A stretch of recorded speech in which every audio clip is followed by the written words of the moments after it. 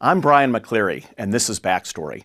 I love Cincinnati, I love radio, and I love the luminaries in our city. Backstory is different from your typical radio show because we delve below the surface to really understand what makes people tick. I'm Brian McCleary, and this is Backstory. Today on Backstory, Scott Moutz is an inspirational speaker. Moutz's backstory took him through a tough childhood, a dramatic sequence of up and downs in corporate America.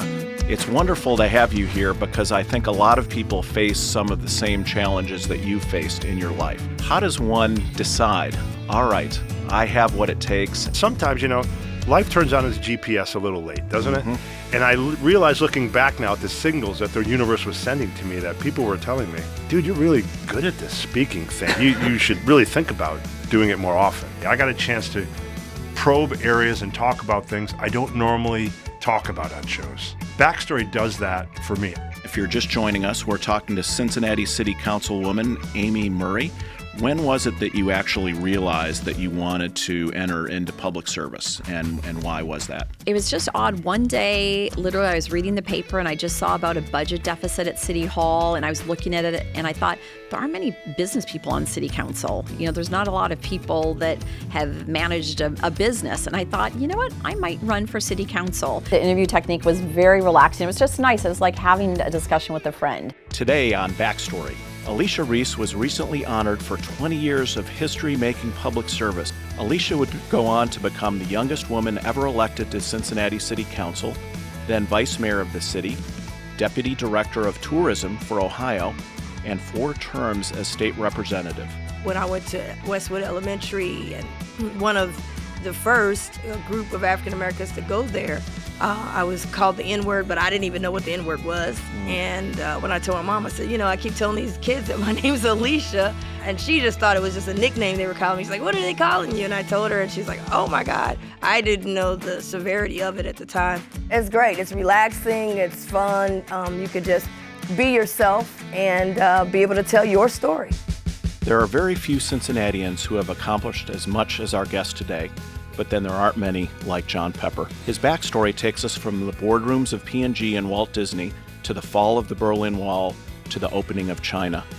Through a remarkable career, John has worked on P&G's most iconic brands, touched some of America's most beloved advertising, led the company through good times and bad, and above all, lived P&G's values of always doing the right thing. John Pepper, welcome to Backstory. Life's all about relationships. Relationships based on trust, familiarity, hopefully a decent dose of affection. Well, I'd like to switch gears now and talk about some of the iconic brands that you've worked on throughout your career. Is there a particular campaign that kind of sticks out for you? I know it's hard. It's like choosing among your children, probably. There is one, and it actually is. It's on a brand that we no longer own. It's for Folgers Coffee. And remind us the slogan. Oh, the slogan was, the best part of waking up is Folgers in your cup. No one had made claim to the central meaning of coffee for so many people. That is, it's a really good companion when you're waking up.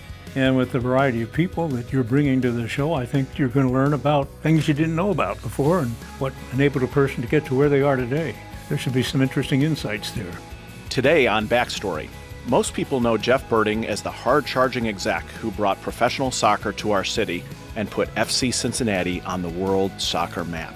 But there is much more to Jeff. He was the first in his family of 11 to go to college, putting himself through Miami University digging ditches, shoveling snow, and working multiple construction jobs.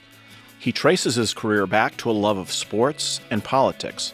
My father had custody of all the kids, which was sort of unique in the 70s. At that time, sure. And then a couple years later, he married a woman with 5 kids, also from our church, all in one house. Bigger than the Brady Bunch. Bigger, yeah, Brady Bunch plus 4, we would say. Right. I think Brian McCleary is uniquely qualified to bring Backstory to Cincinnati. He was the press secretary to John Glenn. He was a former communications executive at Procter & Gamble. Why and how did you have this dream about creating a professional soccer team in Cincinnati? You could see the future. There's more people playing soccer on this planet than every other sport combined. Soccer is the biggest sport in the world in almost every country other than the United States. Backstory with Brian McCleary is telling my story. People want to learn more about the backstories that help make our city interesting and fun. I'm Brian McCleary, and this is Backstory.